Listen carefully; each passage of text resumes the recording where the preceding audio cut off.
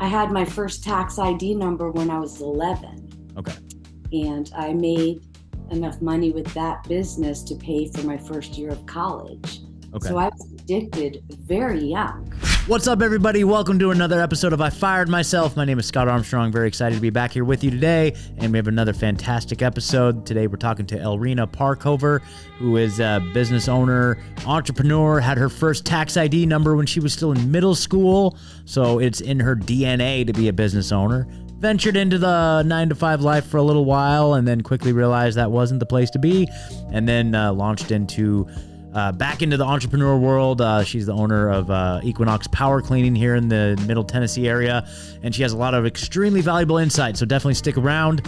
If you guys want to continue to level up and thrive and learn how to become an entrepreneur, in the episode description below, you'll see our school community. It's a free community called How to Become an Entrepreneur. And we're going to continue to build that out with all kinds of courses, curriculums, things to help you get the tools you need to exit the 9-to-5 and be your own boss. So without further ado, enjoy the show.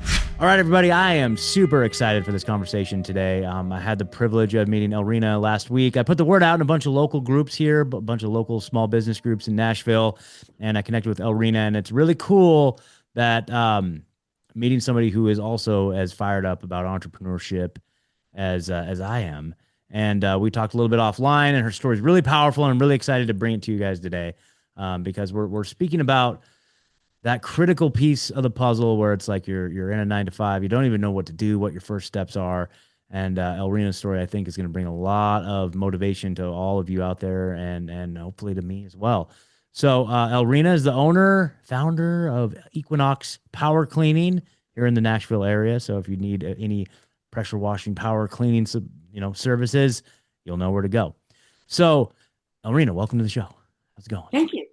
Yeah. Thank you. So, yeah, your story's awesome. And I want to just start at the beginning. I know you've kind of had quite a journey, but let's go back to like your very beginning stages of an entrepreneur, like before you even like really cracked the code or really had much like the insights you have now.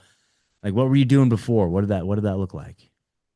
I mean, my first gig was my own business. Yeah, that's right. Okay. So I That's had right.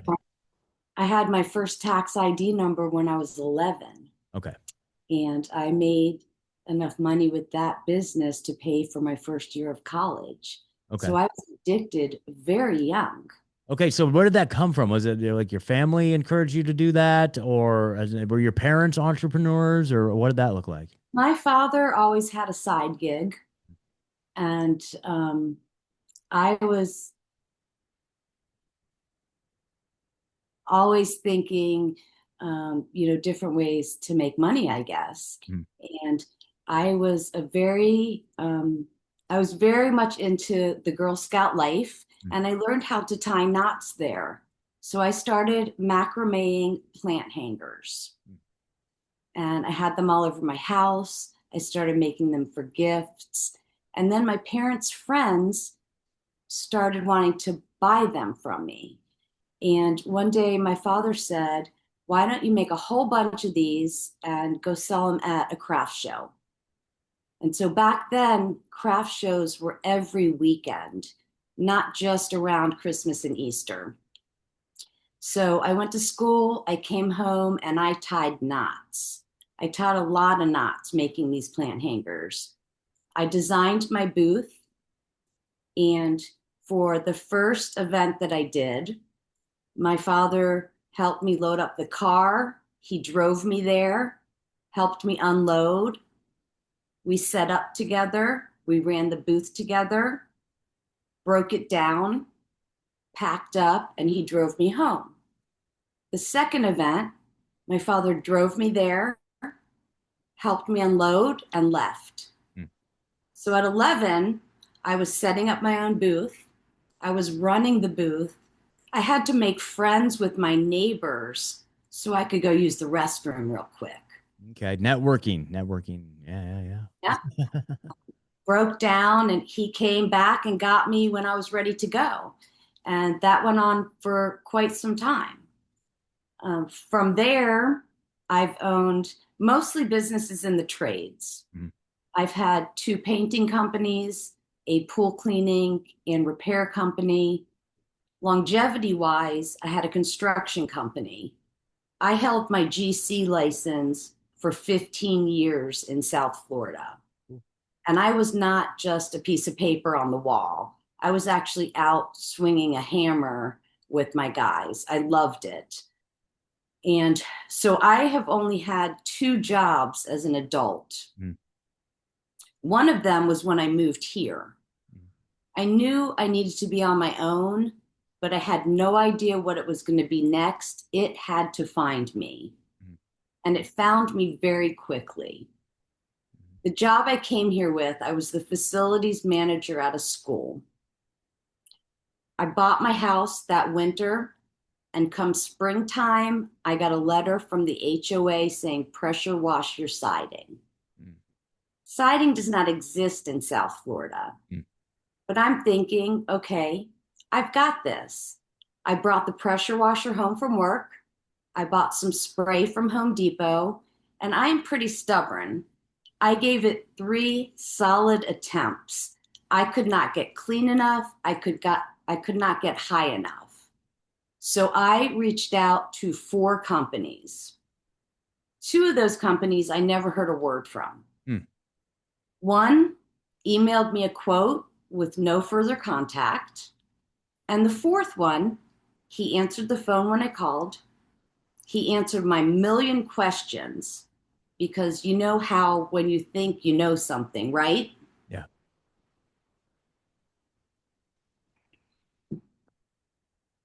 He gave me a price. I said, thank you. I'm waiting for these other yo-yos to get numbers back to me. I'll let you know. And a couple of days go by. I'm not thinking about it. And the craziest thing happens. I got a follow-up phone call. Wow. Right? So I hired him to come do the work. I truly believe everything happens for a reason. He was a student at MTSU at the time. He had other students that worked for him. One of those guys was supposed to be the one coming to clean my house. And there was a conflict. So he ended up coming himself. Again, he answered all my questions. He showed me the equipment and the techniques. And when he was finished, we sat and talked through a full pot of coffee. At the end of that, he offered me a job. And I said, I am not really interested in a job. But I was so impressed with his work ethic, his vision, goals, his communication skills, first and foremost. I said to him, I would love to come aboard to help you grow. So I worked with him for 8 months. I did not take a penny from him. A couple of things happened in that time frame. At the end of that 8 months, I had more than quadrupled his entire book of sales for the 5 years he had been in business. That's very impressive. Thank you. Yeah. I was there to get him into the commercial realm. At that point, he signed me over 49% of the company. My son, early on in that process, became our first full-time employee. Very cool. He was 16, finishing school online and working almost 40 hours a week for us. He spent a year in the field, learning the techniques, learning how to start talking to people. He was a 16-year-old boy. Most important, he was learning how to repair equipment on site because we had garbage at the time. Yep. And then I brought him behind the scenes for a year. I taught him everything I could. Estimating, payroll, vendor relations, networking, you name it. I was trying to get that in him. He became our lead estimator. And he kept saying to me, Mom, we can do this. Why aren't we doing this? And I had to keep telling him, I can't start a business in direct competition to another business I own. Well, I ended up having to fire him. Mm, He was running his mouth, and we spoke about it, and I walked right in on him doing the same thing. mm, So it was the hardest thing I ever had to do in business, but the best thing I could have done for him. mm, I like starting businesses, getting them to a certain point, and moving on. mm. So I stayed with that company for another year. My relationship with my son healed. And when I got to that point, I called him and I said, Jonathan, I'm ready to go. Let's do this. Nice. He knew exactly what I meant. We had our paperwork done that day, and we started hunting for vehicles and equipment the next. And this was at the very start of COVID. Okay. We are now in our sixth year, and I could not be prouder of the work we put out there, and most especially the customer service we offer. Yeah, you guys follow up with your clients, right? Your lead. Yeah. Absolutely. Yeah, yeah. Something tells me you do. Absolutely. Yeah. I'm about building relationships, not about making a living off of one job. No. So we have many repeat clients. Everything we do is through word of mouth referrals and through my networking efforts. That's great. Yeah, that's fantastic. I mean, well, quite a success story. So it's really funny because when I was doing construction, I was always trying to pay attention to that one thing, like to niche down and just get really good at just like one thing, whatever that is, right? Window Right. cleaning. And I was like, in my mind, it's like pressure washing. That's a good one. Because like I just put the headphones on, I just go, go, go. You know what I mean? But it's like to me, the attraction of that is like also the barrier to entry for, and this is really good for anybody listening that's like thinking about, hey, where do I begin? And you heard what Elrina said. It's like you start off with like maybe not the best equipment. You don't have to have like the full truck or the full thing. Like you guys can literally like pressure washer. The one I have is like a little DeWalt electric one. It actually works pretty dang good. You know what I It's mean? so cute. It's cute. It's cute. I know. But it's like it gets the job done, man. Like you could literally start a business with that, like $300. Like the other day we were talking about doing a business like hanging TVs or curtains or whatever. Like go buy a laser level, a tape measure, a pencil, and a drill. You're there. You just started a business. You know what I'm saying? So it's like the idea like that is such a viable path. And you can have success with it. Obviously, you're having success with it. So that's fantastic. So so going, I want to go back a little bit though. I want to go back to your journey, just going from one to the next. So you did mention how you were able to pay for your first year of college. So there was a time you went to college. What was that experience like? Like having been in an entrepreneurial mindset, like through your formative years, and then going into college. What was your intention going to college? Were you gonna get a degree, go get a job? Like was that always still in the back of your mind that you were gonna go out and get a job, or what did that look like? I wanted my own restaurant. I went Okay. to school for culinary arts, Oh, okay. and I wanted my own restaurant. Mm, That didn't pan out. I had hurt my back. mm, And in the restaurant world, you need to be on your feet mm, all day long. You work weekends and nights and holidays. And that's not something you could do and build a family at the same time. And I knew deep down that my sole purpose in this world was to raise four amazing humans. mm, mm. And that's the path I chose. And I absolutely killed it. Nice. I could not be prouder of my kids. They are all living their best lives. That's awesome.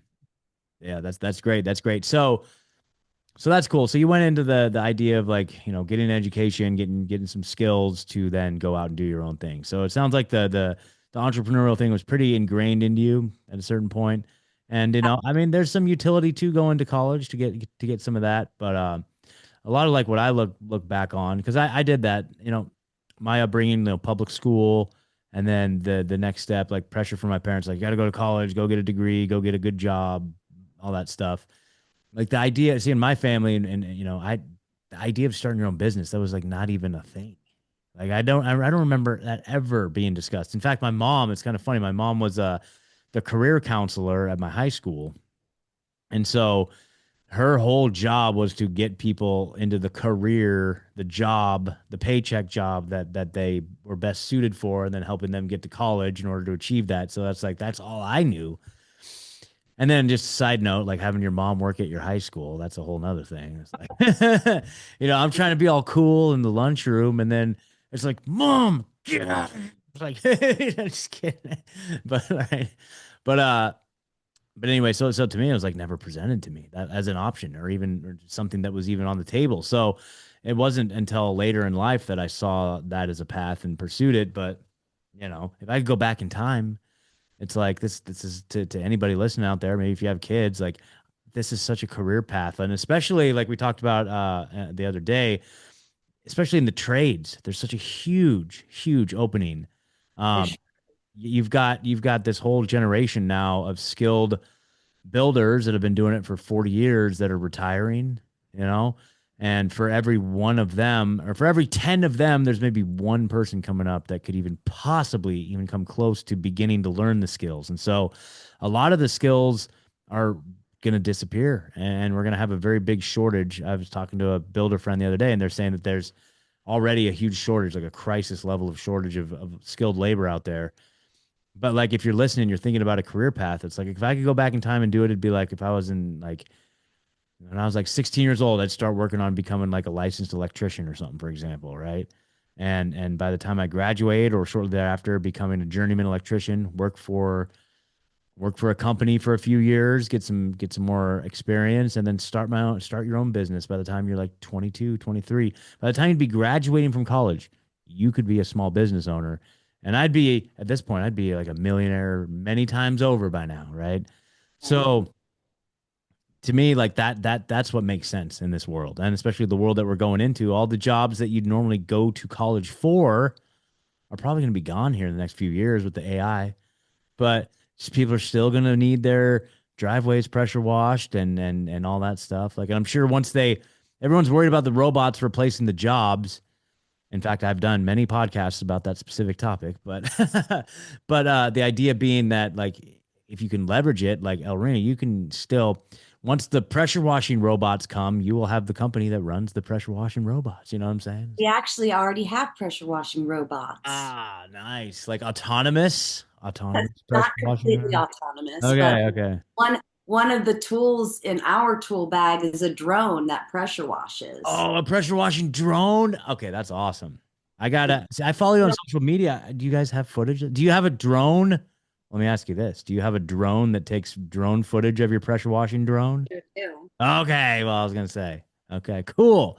Well, now we're talking. So that's awesome. So that's one of the things I think people are looking past is that yeah, there's a lot of like white collar jobs that are going to be replaced by AI, but if you can position yourself or you are the one managing those tools, then there's hope. And so, yeah, there's going to be pressure washing robots, but you're going to be the one if you're running the fleet of pressure washing robots, then it's going to actually make your job easier. So that's awesome. Okay, so you're I want to learn more about like what it was like getting in and becoming like a general contractor. Like what was that process like? Was that scary for you? Did you jump into it just with both feet? Did you ease your way into it? Like what did that look like starting your own like contracting business? I eased my way into it. Okay. Um, I met a boy. Mm-hmm. He had a construction business. Mm-hmm. He had a business partner. They had a few employees, Mm-hmm. and I started working for them. I started out by delivering nails to job sites Oh wow. and started going to some meetings. And he taught me how to read blueprints. So I started doing all of the material takeoffs. Mm.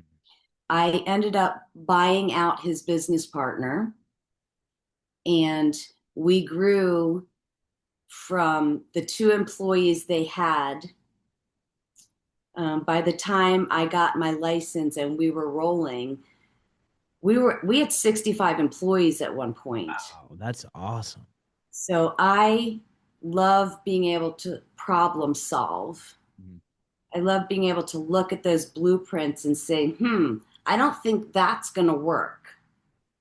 Yep. And being able to talk to the engineer and the architect and making the change before it becomes a problem. Yeah. I loved it. I Mhm. loved it.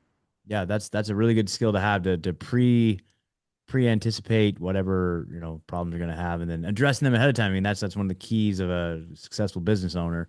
So, wow, okay, so you scaled very quickly. So you obviously have a very well, I don't know how quickly, but like still very successfully over the course of a period Yes. of time. And those are like And this, actual employees, not like contractors, right? Those are correct. yeah, We wow. did everything in house at that Yeah. point. Okay. I mean, that is huge. Like people, that's one of the differentiations people make is like in this industry, like in the trades, most of the time, if I'm working for somebody, it's like a 1099 type situation, or like, I've submitted W-9. I'm not one of their employees. They don't pay for any sort of benefits or anything like that. It's just like you're coming on for a job, you do your job, and then you go your separate ways. That's pretty much the standard from what I've dealt with in this industry. So, but then bringing on employees as an owner, that's bringing on. So like say you pay somebody like 40, $50 an hour, like your expenses for that one employee are probably like what you tell me. Let's say you're paying 50 bucks an hour. Like what would like your actual overhead be for that employee? We would our actual cost would be about 75 an Okay. hour. Yep. So that's one of the things too. Like think about it, folks. Like when you're in a paycheck job, yeah, you're getting X amount, but your boss and the owner of the company, their cost to have you on is so much more expensive than that even. So a lot of people don't factor that in. But that's just a testament to, how successful a business you were running. The fact that having 65 employees, that's awesome. I mean, that's pretty incredible. Um, so what was that like transitioning away from that? Well, that was rough. Yeah, It was more the business partner I needed to transition away from. sure. So that at that point is when I got my first job as an adult. Gotcha. And then that was when you moved here. You moved. No, this was prior to me moving here. I'm still in Florida. Okay. I got a job selling office supplies Mhm. and I loved it. Mhm. I was very successful with that. I did that for a few years Mhm. and realized I needed to be on my own. From there, I actually started a finance business. Okay, let's focus in on this because this is what this show is all about right here. So you built a very successful business, and I'd like to kind of maybe pick your brain about still the contractor thing a little bit in a minute. But this is where the juice is right here. This is what I love. So you've been doing that for so long. You were your own boss. You were the head of a very successful company, and then you go to sell office equipment, and now you're like punching a clock and getting a paycheck, right? And how long before you realized that wasn't for you? How long did you do that for? Even though you're having success and you're doing good, what how long did you realize that wasn't for you? Well, from day one. From day one. Okay, when, cool. Yeah. when I went to my boss and asked for a job, I said, this is going to be very temporary Okay. until I figure out my next gig. Sure. I ended up, that temporary position, I ended up staying in for 3 years. Okay. So from day one, still there was in the back of your mind, you're like, this is temporary. Always. Yeah. Okay. All right. What was the so when you started really feeling like, okay, I got to figure something else out, and you take the next step, like how long was that before you actually made the leap out of it? Like from actual getting in from like pre-contemplation to making an action plan, like from about the action plan stage to when you actually pulled the trigger, how long was that period of So time? I started my next business while I still had Okay. a job. Sure. Okay, cool. And I did that for about 6 or 8 months Okay. before I was at a point where I was making enough money that I could afford to give up that job. Okay, cool. So then tell me then about what is that business that you were working on the side there. I had a finance business with Primerica. Okay. And this company, I just love them. They are about doing what's right for people. Mhm. They are about teaching you how to properly get out of debt, how to properly start saving for retirement. And it's for the middle class of America. Many financial companies, you have to have, hundreds of thousands of dollars before they'll even sit and talk to you. Okay. With Primerica, you can put away $25 a month. Gotcha. And so this was And was kind of like a franchise situation. You were kind of doing like a I was an independent independent contractor. contractor. Okay, yeah, sure. Okay, cool. Okay. Yes. Well, that's And I was just looking at their website here. Looks like they're still around. So, would you recommend that as like an exit strategy for somebody that's even thinking about what to do? Like, I think that that's a great plan. okay, You can start doing that very part time. You can stick with it part time if you want to. yeah, Um, I loved teaching people, sitting with young families and just the amount of knowledge I received going through the licensing processes, just things you don't know what you don't know. mhm, And it's very difficult to go from paycheck to paycheck to being able to start saving some of that money for your future. And I absolutely, was able to help a lot of families do that. yep.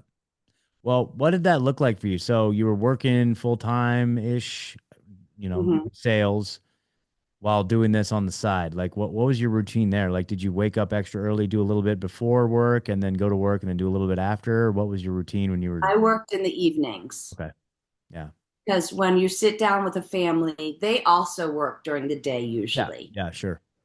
So I would meet with families in the evening and I would do, my paperwork at night, on the weekends whenever I needed to.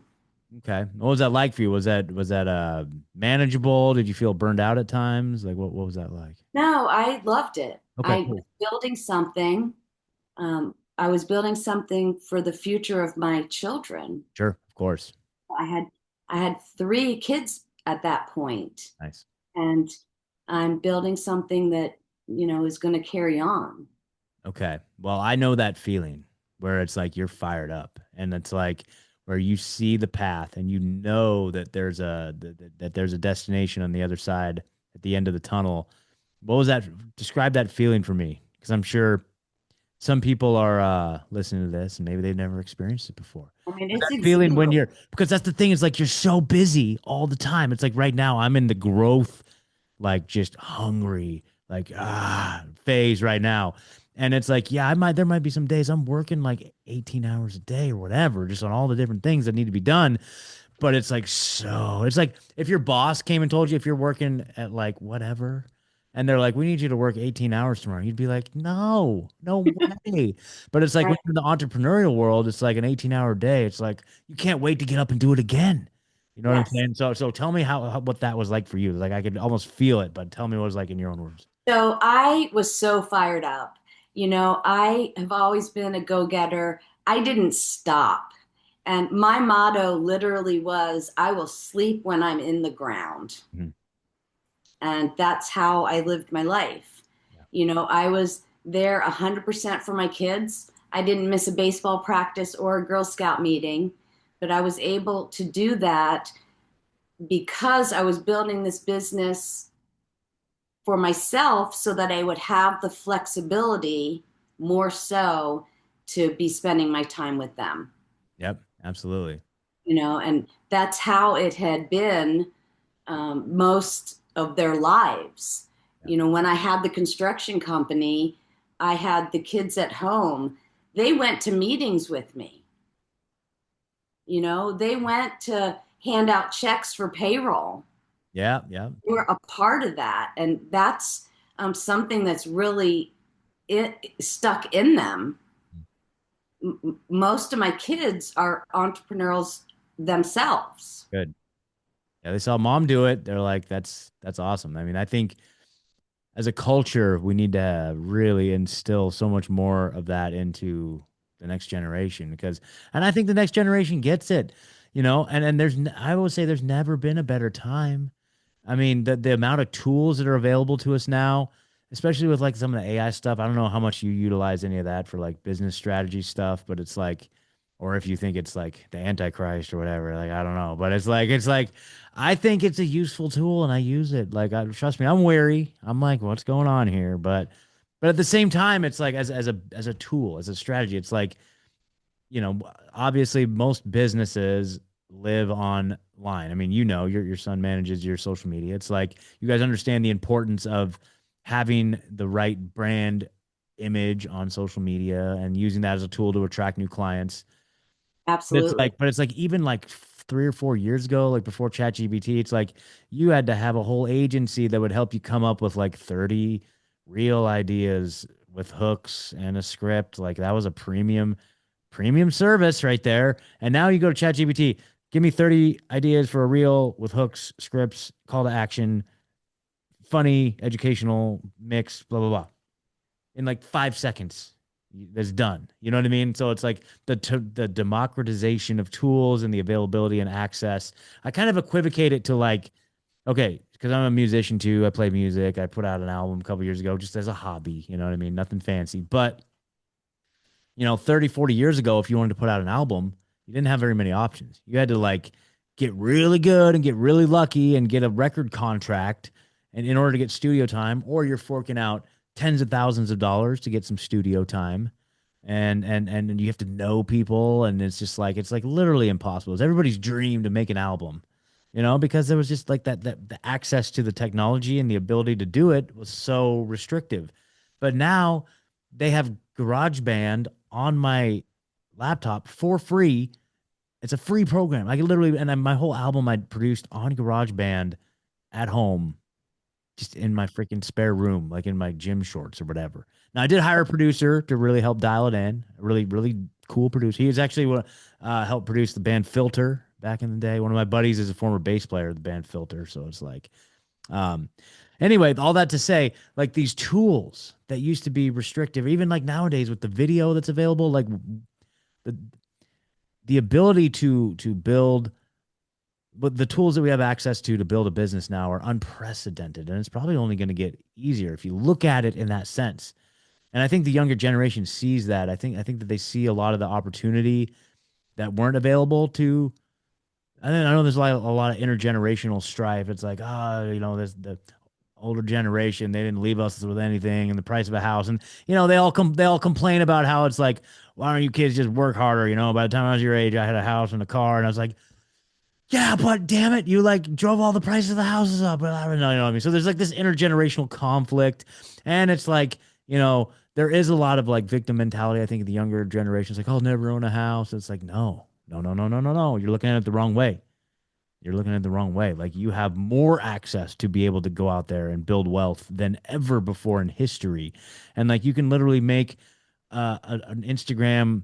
There's a guy I follow has a huge channel, very valuable. All it is him going like this, and he just sits down in a chair, and he doesn't even show his face really. He's got like sunglasses on. He's always holding a cup in front of him.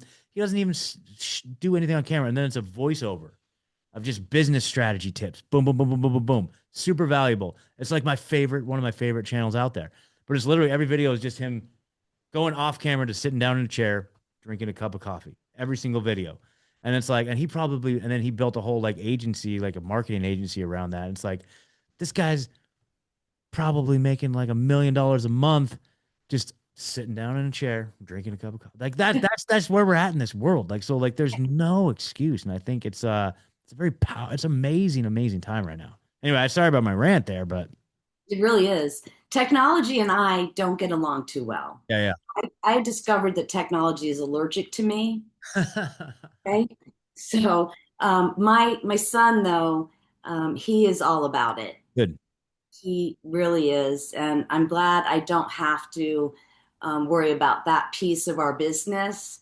I am a pen and paper girl. I carry my notebook everywhere I go. It's awesome. So he does everything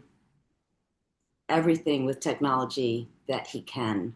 Yeah, that's awesome. I mean, it really is I mean, I take my notebook on into meetings and stuff too. So it's like it's important. It's an important piece of the puzzle. But like anybody out there, again, if you're just trying to like come up with ideas or brainstorm or figure out a path, like I've used these tools, like all of them are kind of good for different reasons.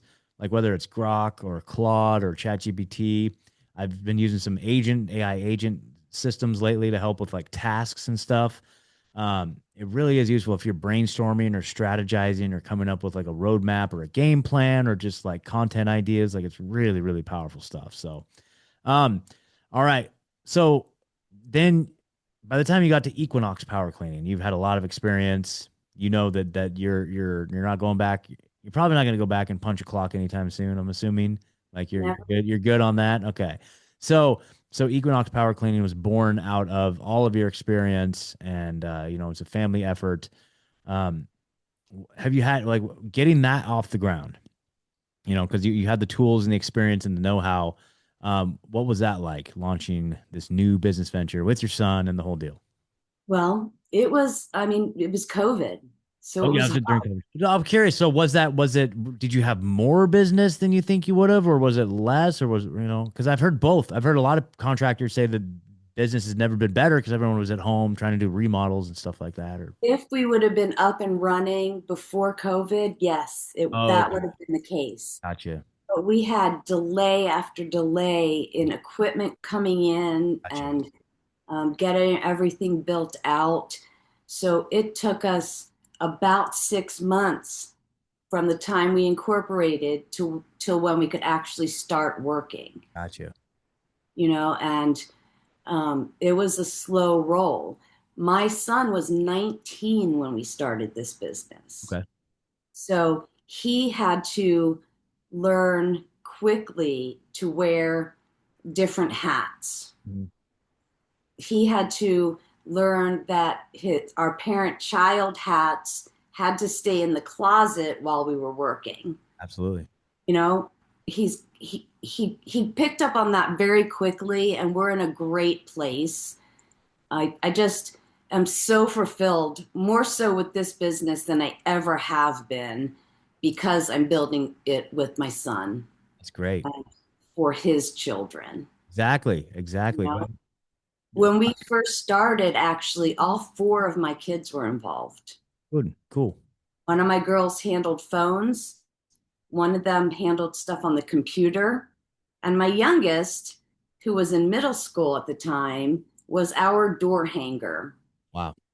He went through neighborhoods on roller skates, hanging our ads on doorknobs. And it has come full circle with him. He worked for us every summer, but when he graduated high school last year, he decided he needed a gap year. Very supportive of that. He worked very hard through high school. So he started working for us full time, and he's now a full time lead technician. Awesome. So I love that my boys are working together so well, and So we have cool. so much great time together. That's amazing. How does door hangers, is that pretty effective? Does that work pretty good? You guys get a good amount of business that way? Well, we haven't done door hangers in about 3 years, probably. 2 weeks ago, I got a call from somebody who had one of our door hangers. Oh, see, yep, the planting the So seed. I'm saying yes, they are Cool. effective. That's awesome. Do you guys do any sort of paid ads or anything like that? Like meta ads or anything like that? We haven't been, we actually just started. We do Google local ads, Okay. and we're doing some Google ads now as well. Just going into season, Cool. we're trying to build that up a little bit. Cool. But most everything we do is through word of mouth. Awesome. Yeah, that's awesome. I love it. Well, oh man, so inspiring. And so I really hope that people hear this, and hear that it's not only possible, but it's like so doable and achievable. What's some of the constraints that you ran into? or some of the any sort of challenges that stick out to you that were I know you mentioned the one like with your son that was the hardest decision you ever had to make, letting him go. But then that all worked out well.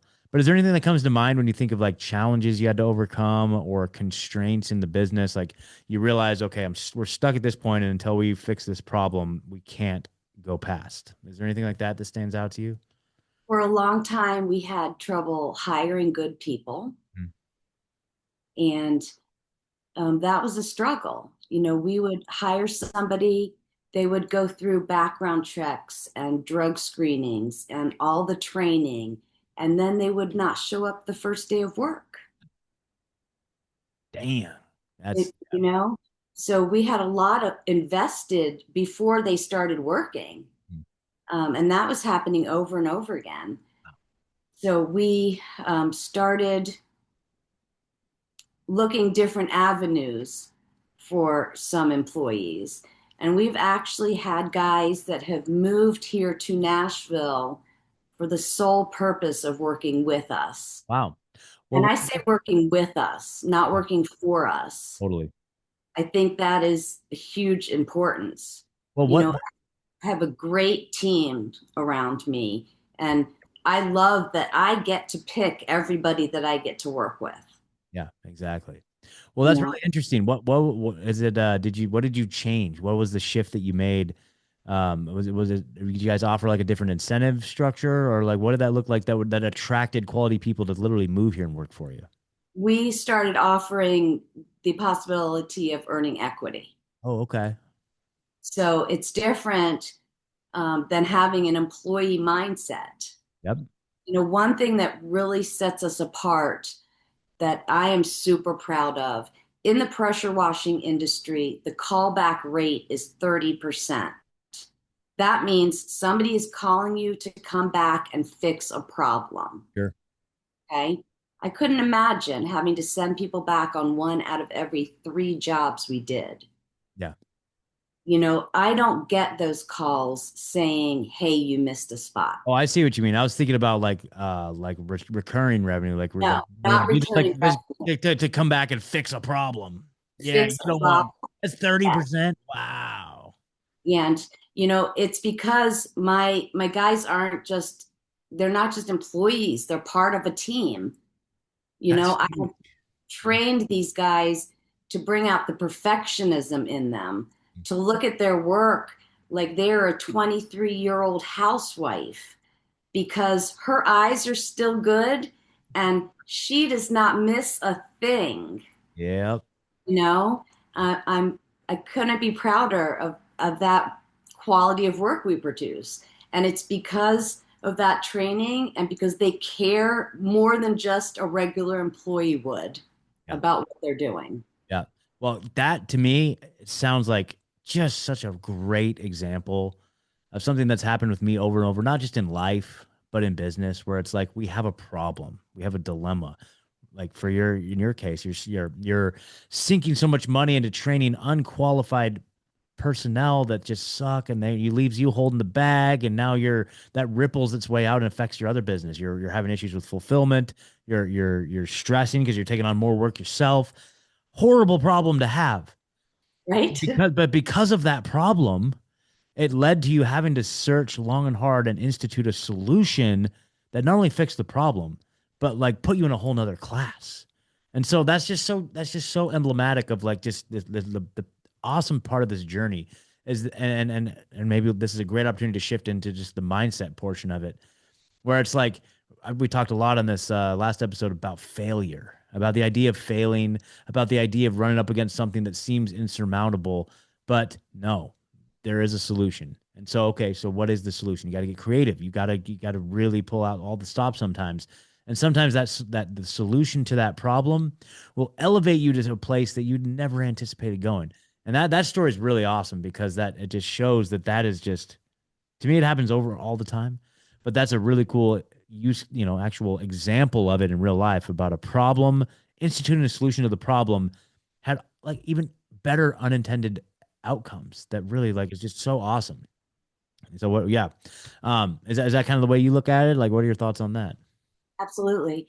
I'm a problem solver, and you have to think outside of the box a lot of times in many aspects of running your own business, and being able to do some of that critical thinking and looking into the future and what needs can be fulfilled by making just a little bit of adjustments.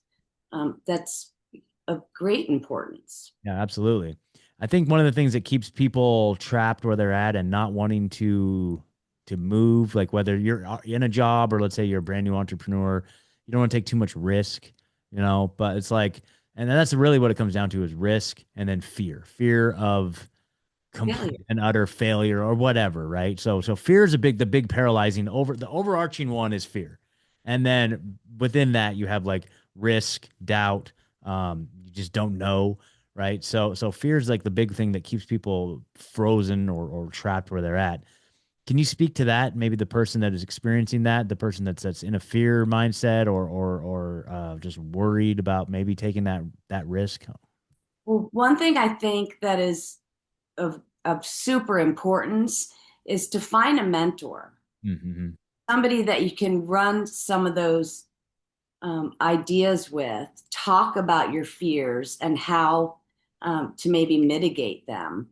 If you're just out there on your own, throwing stuff against the wall, it's very different than building yourself a support system to help you get through those times, because it's difficult. You leave a 40-hour a week job where you have a guaranteed paycheck every week to working 80 hours a week, and some weeks you don't get a paycheck. That is um, just something that you have to battle through. You have to be prepared for the walls you're going to come against. But I think that having somebody to talk to about that goes a long way. Just perseverance, sticking to it. Don't let the naysayers get in your head. Yep. Yeah, we talked a lot about that on a previous episode too. Is just once you do start getting success, like the naysayers and the haters are going to be around. But that's such a great piece of advice. Mentorship. Look for somebody who has what you want and ask them how they got there. Or if they offer a mentorship program, even better. I have a mentor for the paid ads side of things that I'm learning. It's like a mentorship program I bought into, and I got so lucky because they're just unbelievable. They're like basically an agency, but they also like done for you though. But I'm like, no, no, no, you're not doing anything for me. You're teaching me everything. You know what I mean? But it's like they're just such freaking awesome people, dude. So high level and they're accessible. They do like 10 group support calls a week. So you just go in there anytime you're struggling with anything. It's just like, hey, here's what I'm working. I need help with this. And I'm like, oh yeah, here, boom, boom, boom, boom. Just do this, watch this, boom, boom. I'm like, oh, thank you.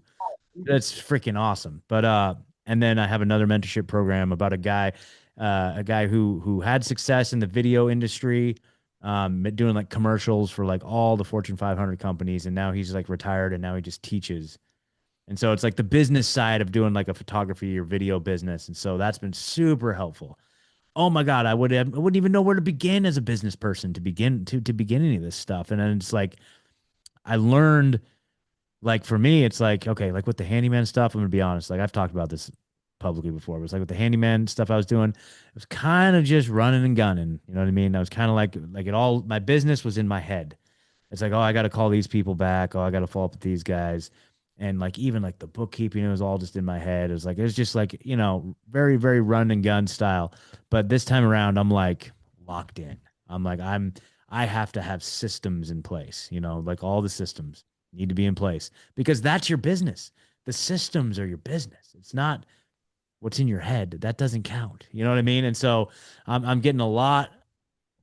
It's just really cool learning about how to build an actual system to support a business from all angles of it, right? Whether it's bookkeeping or customer acquisition or follow up or fulfillment or marketing, like all these need to have systems in place that can then be scalable. Because if it's all in your head, you can't scale that. You can't clone your head. So you have to have these systems in place because that's how you scale your business.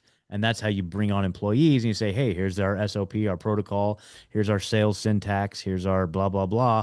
And they're like, okay, they can just plug right in.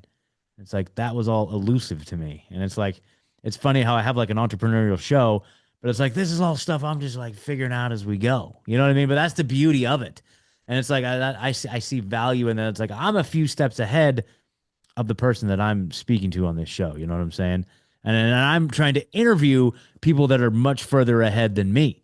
And so it's like I feel like this is I'm trying to like bring us all together so we can all learn and grow together. It's pretty exciting. So um Being open to continually learning yeah, is tremendous too.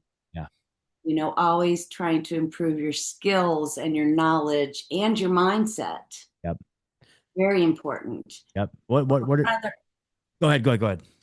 one other aspect that is critical to me in owning a service-based business, especially, is networking. There are so many great networking groups out there, different events you can go to. Surround yourself with other business people. You will learn and grow tremendously. Yep, absolutely. Networking has been the most epic part of my journey as well. Like unbelievable. I learned that through podcasting, because I've been podcasting for about 6 years. And there's a lot of people that I used to look up to, a lot of people I used to listen to their show all the time. And, people I just like had a lot of reverence for. And through networking, it's like I put myself out there, started a show, started interviewing a bunch of people. And now those people that I used to like look way up to are like some of my friends and colleagues now. Like they're like my colleagues. It's like crazy. And then it's like the idea of, and we've done cool stuff. We've put on events together and we've like done like comedy shows and just like all kinds of just stupid, ridiculous stuff I never could have imagined before through networking. And another thing I'll say about networking for me personally is I've been going to a lot of networking events and stuff lately. And it's like, I remember when I first went to one, I walked into the room and I was like kind of nervous, like a little bit imposter syndrome, because it's like, who am I? I'm probably in my mind, each person I was talking to was like a billionaire, you know what I mean? And like a who knows, like a Jeff Bezos type or whatever. And I'm like, they're just gonna look at me and they're just gonna take one glance at me and they're gonna know that I'm like kind of just starting off and I don't, I'm just trying to like. But then I went there and I met people that were like not even as far along as I was. Mhm. They were still trying to figure out like what to name their business. And I was like, okay, this is great. And I was like, this is awesome. And it's like, yeah, there's successful people there for sure. But there's also just like, that's that. I don't know. A lot of people thinking about, oh, networking. Oh, I'm going to go talk to all these rich, successful people. And it's like, if they're at a networking event, they're in the same boat you are. They are hungry and they're looking to grow and they have a growth mindset and they see the value. The value in it is like it's like a synergistic thing that happens when everybody comes together and it's like you gain so much. If nothing else, you're gonna walk away feeling extremely motivated. You're gonna have a few more business cards in your pocket than when you got there, but you're gonna be extremely motivated and like, okay, maybe you see something, you hear something, and you never know when that one moment is gonna happen that'll change the rest of your life. That one connection that you make. Because that happens all the time. All the time. Yep. Yep. All the time. It can be very nerve-wracking, walking into that room, but you have to keep in mind that everybody felt that way the first time they walked in the room. Yep. Everybody did. Yep. And just keep walking in. Yep. Just keep Just, showing up. yeah. Showing up is 90% of it. 100 that's 100%. Is that 90% of it is just walking in the door and showing up saying hi, you know. Um well, as we're kind of winding down here, I just want to do this is one thing I like to ask all the people that come on the show here, but like let's say you had a moment that you could just speak directly to the person sitting there listening or watching who is still in the 9 to 5, who is just maybe they've tested the waters a little bit. They don't even know necessarily what to do, or maybe they have some vision as to what they're going to do, but they're just nervous about taking those first steps. What would be your message directly to that person? It's so worth it. Take the leap, trust your gut, and just plow ahead with it. Yep, absolutely. And when we were talking about working 80 hours a week for no return, it's like, okay, yeah, that's a stage in the journey. You know what I mean? Like, hey, I have those weeks too still sometimes where it's like, oh man, it's like, but then it makes you better. It forges you into a machine of just like, what do I need to get better? And sometimes, for me, sometimes that's the challenge is like what to focus on. I have to really zero in and identify where my weakness is and how to identify that. Like it used to be lead generation. I was like, I don't even know where to get leads. Well, I figured that out. Now I got lots of leads coming in. Now I'm working through really dialing in my sales system, making sure that I'm able to, overcome because I have like a high ticket offer, relatively high ticket offer, business to business, high ticket offer, in an industry where it's like all trust based, like 100%. You know what I mean? And so I have to be really good at communicating the value of my offer and um, making sure that they understand the cost of not taking action on this offer. You know what I mean? Like these are all things that I have to like really like get good at. And I believe in the offer. It's not like I'm trying to like sell anybody. It's like it's like me. This is something I learned, and I love this. One of my favorite things ever. It's me and the prospect, the client, whatever you want to call it, versus the problem. It's not them versus me. It's like I'm trying to like be like, bro, look at your problem over there. Dude, that is terrible. Let's kill it right now. I can help you. Let's do it. you know. So A great way to look at things. exactly. Exactly. So all right, Elrina, this has been great. I really appreciate you taking the time today. Do you have any other final thoughts or anything you want to leave the people with? Just best of luck. Yep. Go get them. Go get them. That's what's up. Well, tell the folks about your business. How can they follow you on social media? How can they support your work? Or if they need some pressure washing services in the Middle Tennessee area, how can they find you? So we are on social media everywhere. My son promises me that. I am only on Facebook, and I just started LinkedIn. Cool. So if you could please follow us, like us, interact with us wherever you can, wherever you can. That is how small businesses grow. We do free estimates.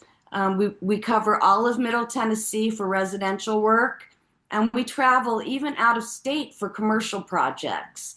And I would love to help anybody solve those problems. We clean everything from the roof down, including windows inside and out. And I have some amazing tools. We mentioned the drone for those hard to reach spots, but I also have a rappel team for when it has to be hands on.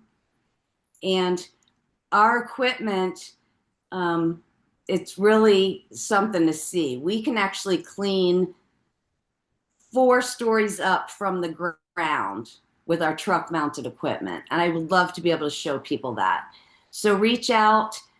You can find us. Our website is equinoxpowercleaning.com.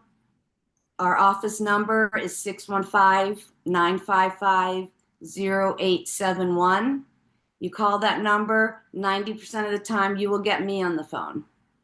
And I would love to answer any questions and provide the service to whoever we can help. Awesome.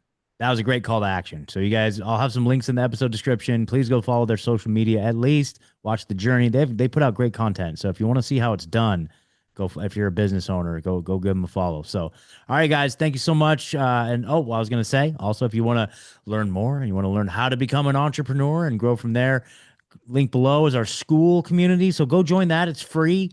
Okay, building it out right now, but we're going to be dropping all kinds of courses and curriculum and things to help you in your journey to exiting the 9 to 5 and build and grow from there. So, all right, guys, until next time, I will see you. My name is Scott. Peace.